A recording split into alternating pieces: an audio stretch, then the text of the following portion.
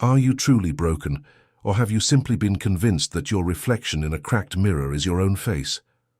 Stop for a moment, put down the weight you've been carrying and listen closely. Your sanity might not be failing you. It might be the only thing trying to save you from a room full of people who benefit from your confusion. Sigmund Freud is often credited with a warning that serves more as a clinical alarm than a witty remark.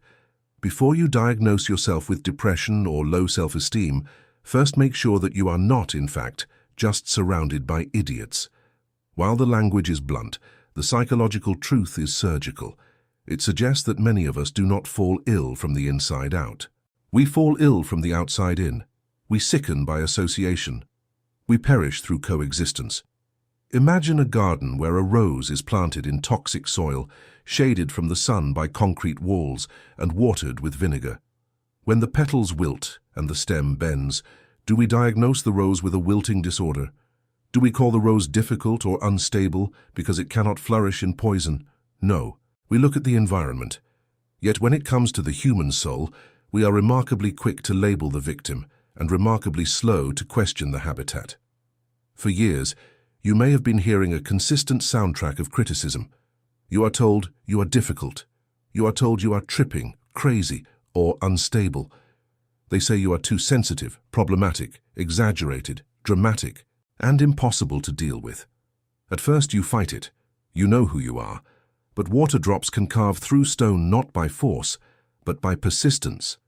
Eventually, you stop asking who is saying these things, and you start asking the most dangerous question a human can ask themselves: what is wrong with me?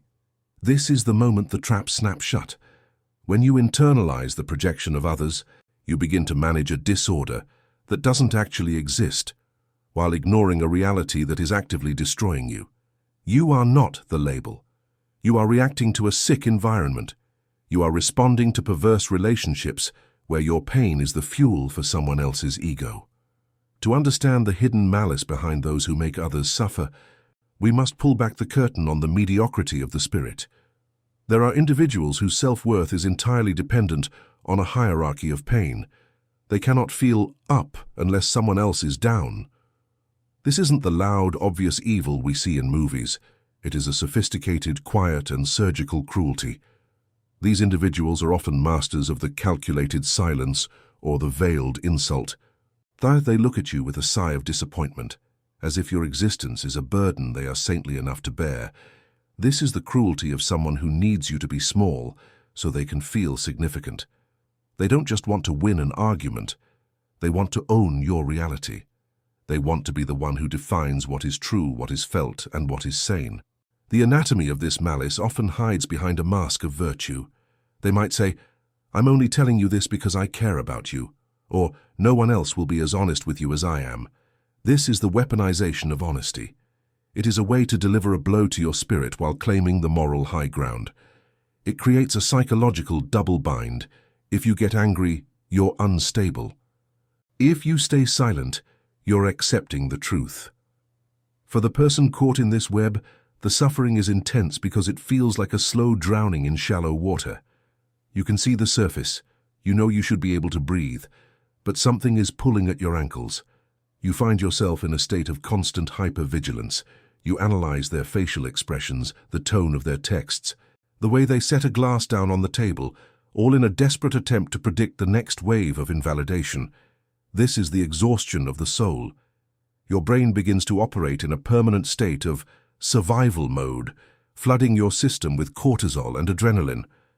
Over time, this physiological state mimics the symptoms of clinical depression and anxiety, leading medical professionals to treat the chemical imbalance without ever addressing the relational toxin that caused it. The most agonizing part of this situation is the feeling of being trapped without a map. You know something is deeply wrong, but you've been told for so long that you are the problem that you no longer trust your own feet to walk toward the exit. This is what psychologists call learned helplessness. When every attempt to fix the situation or express your feelings is met with a wall of "you're wrong" or "that never happened," you eventually stop trying. You sit in the dark, wondering how your vibrant, confident self turned into this shadow. You feel a profound sense of, "How did I get here?" and an even more terrifying, "How do I leave?" When you try to explain it to others, they might not see it because the person hurting you is often charming to the rest of the world. This is the Jekyll and Hyde dynamic. They are the perfect spouse, the helpful colleague, or the dedicated parent in public, while being the architect of your private hell. This public-private split is a deliberate tactic to isolate you. If you speak out, you look like the crazy one because everyone loves them. This behavior is a socially accepted form of cruelty. It doesn't always look like a movie villain. It doesn't always involve screaming, hitting, or overt insults. Often, it is a quiet, systematic deconstruction of your identity.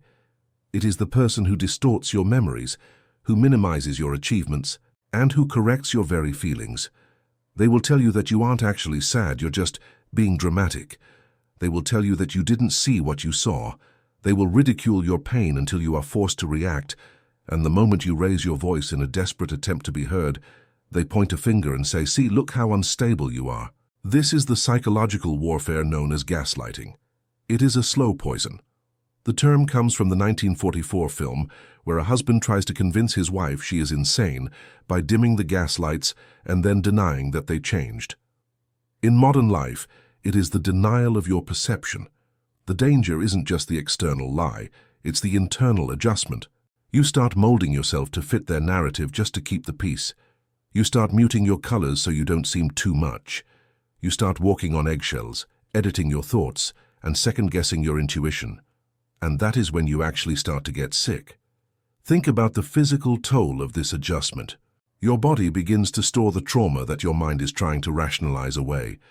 You develop migraines, digestive issues, chronic fatigue, and a weakened immune system. You aren't sick. Your body is sounding the alarm. It is telling you that the environment is incompatible with life. But instead of listening to the body, we often go to the doctor, who gives us a pill to numb the alarm, allowing us to stay in the burning building a little longer. Let's look at the reality of the workplace through a more detailed lens. Consider Sarah, a brilliant analyst who was consistently corrected by a manager who felt threatened by her speed. This wasn't just about work, it was about power. Every time Sarah presented a solution, the manager would find a microscopic flaw, amplify it, and then spend the next week monitoring her to ensure she didn't spiral again. Sarah began to believe she was incompetent. She felt a brain fog whenever she entered the office. She started taking anti-anxiety medication. She was diagnosed with generalized anxiety disorder. But the moment she changed departments, the disorder vanished. The fog cleared. She wasn't anxious. She was being hunted in a professional setting. The anxiety was actually her professional intuition telling her she was in danger. Consider the family dynamic. A child grows up in a home where their emotions are treated as inconveniences. This is the invisible trauma of neglect. If they cry, they are weak. If they are happy, they are too loud. If they are angry at an injustice, they are disrespectful. This child grows into an adult who feels like a walking problem. They enter relationships expecting to be a burden. They are told by partners that they are high maintenance for simply having basic human needs. They don't know how to set boundaries because in their world a boundary was a declaration of war. This isn't a personality flaw.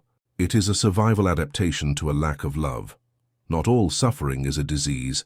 Sometimes suffering is the highest form of lucidity. It is your soul screaming that you are in a place that requires you to be numb to survive. If you have to anesthetize yourself to fit in, if you have to kill your intuition to stay, then your symptoms are actually your internal compass trying to point you toward the exit. Your depression might be a healthy response to an unhealthy situation. Your anxiety might be your soul's way of saying, "Get out." The shift begins when you stop trying to convince them of your worth and start convincing yourself of their toxicity. This is the hardest part of the journey. The realization that no amount of logic, kindness, or trying harder will change someone who benefits from your brokenness. You cannot fix a relationship with someone who uses your empathy as a weapon. You cannot find clarity in a house of mirrors. The first step to changing is the most painful one, accepting that the person you want to love you may be the very person committed to breaking you. This acceptance feels like a death, and in many ways it is. It is the death of the illusion. It is the end of the hope that keeps you trapped. But on the other side of that death is the birth of your freedom. How do you start moving when you feel paralyzed? You start by finding a witness. A witness is someone who sees the reality you see. It can be a therapist, a friend, or even a journal where you write down the facts of what happened. When someone tells you, "I never said that," and you have it written down in black and white, the gaslight loses its power. You begin to build a reality fort. You protect your version of the truth with everything you have. You must also learn the art of grey rocking. This is a technique used when dealing with manipulative individuals. You become as uninteresting as a grey rock. You don't react to their provocations. You don't share your dreams or your pains. You give short, non-committal answers. By removing the emotional fuel they crave, you become less useful to them. They will eventually look for a more reactive target, giving you the space you need to plan your escape. When you begin to see yourself with clarity, the magic happens. You start to debunk the maladies that were actually just insults disguised as diagnoses. You realize that you weren't weak because you got tired. You were strong for carrying an impossible load for so long. You weren't instable because you reacted. You were human for finally reaching a breaking point. You weren't difficult because you set a boundary. You were self-respecting for finally saying no more. You weren't problematic because you used your voice. You were brave for breaking the silence. This is the process of delabeling. You take the stickers off your luggage. Unstable, peel it off. Difficult, peel it off. Crazy, burn it. You replace them with your own words. Resilient, intuitive, searching, deserving. Take a long, hard look at the people around you. Observe how they treat you when you are at your best, and more importantly, how they treat you when you are at your worst. Do they offer a hand or do they offer a critique? Do they seek to understand or do they seek to label? Relationships should be a sanctuary, not a battlefield. If you have to suit up in armor before you talk to the people you love, something is fundamentally broken, and it isn't you. You are not the sum of the names they called you. You are the consciousness that survived them. Your path to healing doesn't start with a pill or a new self-help book. It starts with a radical act of belief in your own perspective. Trust your gut. It is the oldest part of you, refined by millions of years of evolution to keep you safe. It knew the truth long before your mind was ready to accept it. Reclaim your narrative. The labels were never yours to wear. They were the chains they used to keep you from realizing that you are and always have been enough. You are a person with a history of invalidation, yes. You are a person who has survived psychological warfare, yes. But you are also a person who is still here, still questioning, and still capable of a joy that doesn't require permission from anyone else. Take heart in the fact that your sensitivity is not a liability. It is your greatest asset. It is the antenna that tells you when the air is thin and the water is bitter. Don't let them convince you to turn it off. Instead, use it to find the sunlight. Use it to find the people who see your fire and bring wood, rather than those who see your light and bring a blanket to smother it. There is a world waiting for you where you don't have to explain your pain to be believed. There is a version of you waiting to be met, who doesn't apologize for taking up space. That person is not healed in the sense that the scars are gone. They are healed in the sense that they no longer allow the people who gave them the scars to tell them what the scars mean. The most beautiful thing you can do for yourself is to stop apologizing for existing. You are a masterpiece in progress. And the critics in the front row are usually the ones who never dared to pick up a brush. They are loud because they are empty. You are quiet because you are full of a potential they can't even imagine. Walk away from the noise, find your peace, and remember that you were never broken. You were just under pressure. And under enough pressure, carbon doesn't break. It becomes a diamond. You have the power to redefine your story. Starting today, starting this very second, you can decide that the diagnosis of being difficult was actually a certificate of strength. You can decide that your instability was a valid protest against an intolerable life. You are the author. Pick up the pen. If you love this story and want to hear more like it, please hit that subscribe button. It truly means the world to us and helps us grow. And hey, while you're at it, let's aim for 50 likes on this video. Help us smash that goal.